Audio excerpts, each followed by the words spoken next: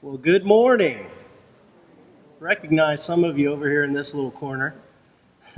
How you doing today? Yeah, my name's Dr. Walter Burton. I do teach communication courses here at South Campus. I've also taught at FAU different communication and business courses. I'm also what's called a business mentor at FAU. There's a group of us that either currently own businesses or have recently exited some companies, and we give some of our time to help students start their own company and ultimately also sometimes get funded.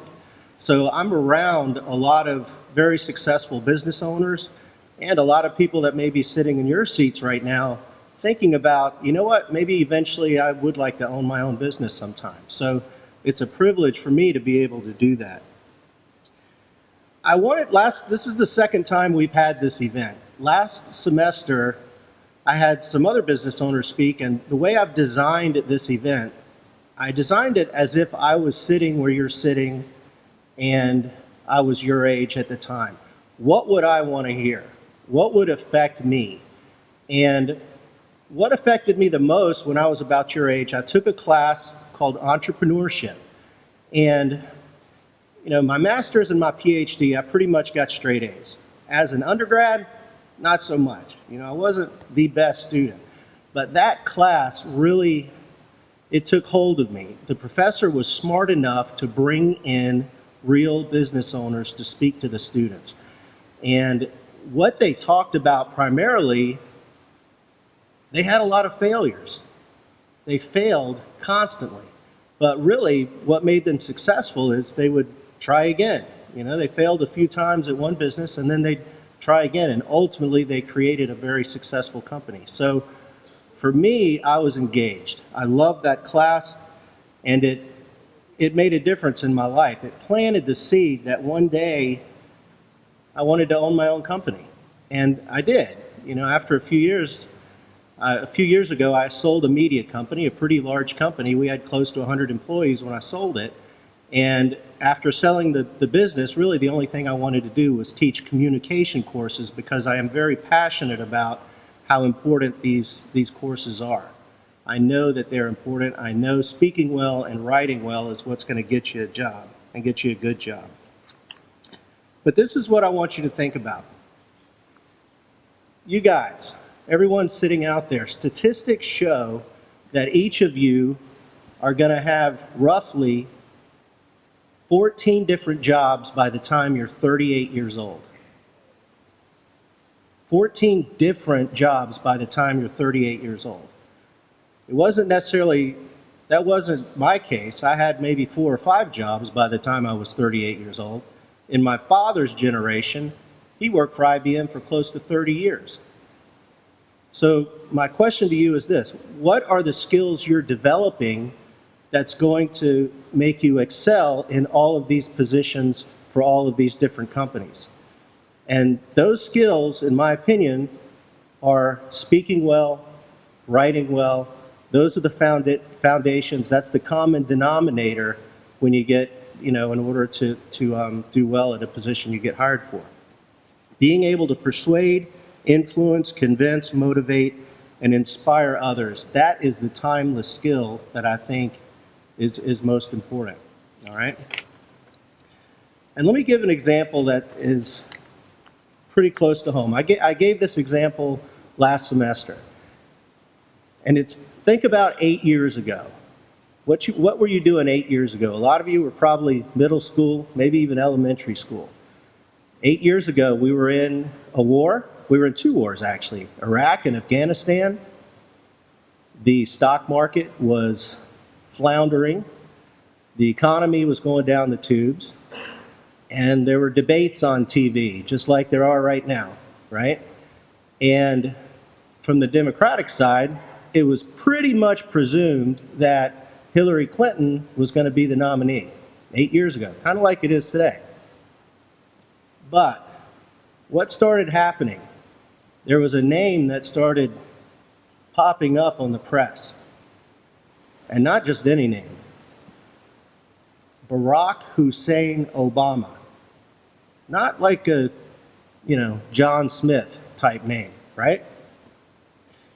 So, a man of color running for president. And this is what I want you to think about. This is what I want you to think about. What would have happened if the first time you saw him, or the first time most Americans saw him on their TV and heard him speak? What would have happened if he didn't speak with eloquence, with the right voice projection, using pauses? What in the world do you think would have happened? He was applying for a job, right? Probably the most important job in the world. He wouldn't have got hired, all right? But he speaks very, very well. Whether you support him or not, everyone agrees he is a phenomenal speaker. And one more point, and then I'm going to introduce these experts. Think about the process of getting a job. What is the process that you go through to get a job? There's two things, right? A resume and a cover letter, and then you go in for an interview. Why do you think that is? Why do you think that's the process of getting a job? I mean, is it a law? Is it a government regulation? No. I mean, is it in the Bible? No. Listen, if somebody's going to invest in you as an employee, they want to know that you can write well. They want to know that you can speak well. That's the process you go through when getting a good job. So this is how I want you to look at today and how I want you to look at yourself going forward. This event is called Ignite the Entrepreneurial Spirit because I want you to think of yourself as you're an entrepreneur in yourself. You're building your brand. You are building your brand. So every test that you take, every speech that you give in front of my class and others, the degree that you get, all these things together are building your brand. And when you do finally go in for an interview, you're going to show that employer that you can finish something, And I even take it a step forward. I like to see people who, do an internship on the side or, work in their industry on the side. But the process of getting hired goes right back to what we're talking about today, speaking well and writing well. So I'm going to introduce these two speakers, and I want to tell you just quickly about both of them, and then I'm going to introduce them individually. And the way I want to introduce them, I'm going to tell you about kind of what they're not, all right?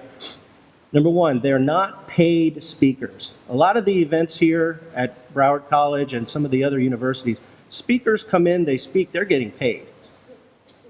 These two have taken time from their day. They work. They're working this morning, they're working today. They are losing money by being here. They are losing money to be here. So appreciate the fact that they're here, all right? And also another thing, last semester and this semester, I'm not going to put somebody in front of you that inherited their company, that this was given to them, And I respect every president of every company because I know how hard that job is. But me putting myself in your seats, I would want to hear from somebody who has sat there before, who's facing the same struggles, the same challenges that you're facing. So just know that they are, all right?